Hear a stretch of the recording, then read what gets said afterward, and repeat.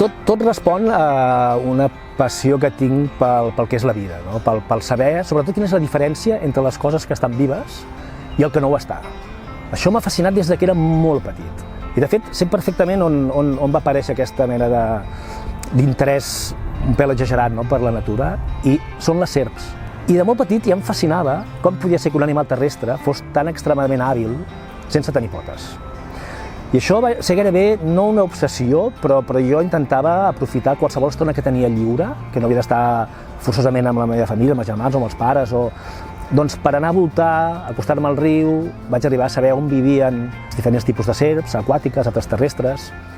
L'espècie humana segur que és l'espècie que té més consciència de ser, encara que organitzem uns festivals encara molt que fan dubtar d'això. Però els cetacis, balenes, dofins, són intel·ligentíssims també. Rosegadors, són extremadament intel·ligents també, encara que alguns no ens agraden tant com els dofins, no?, o els cetacis. Hi ha molts animals amb una capacitat extraordinària per interpretar el món que els envolta.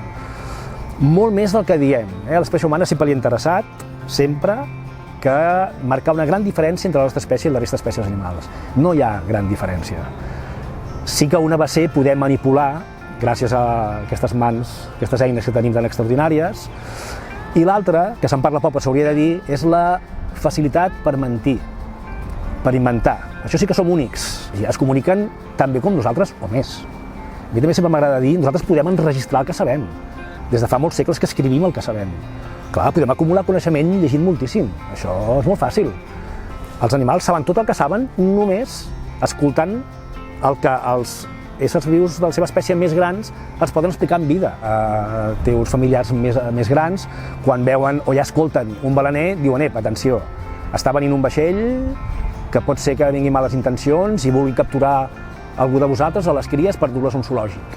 Tenen estratègies per despistar el balener, o sigui, són intel·ligentíssims. No es pot dir que l'espècie humana sigui l'única espècie d'animal intel·ligent en absolut. Les espècies animals gairebé totes són intel·ligents. I clar, també ens han transmès durant molt de temps que tenim dret a fer el que vulguem amb qualsevol altra espècie animal i vegetal.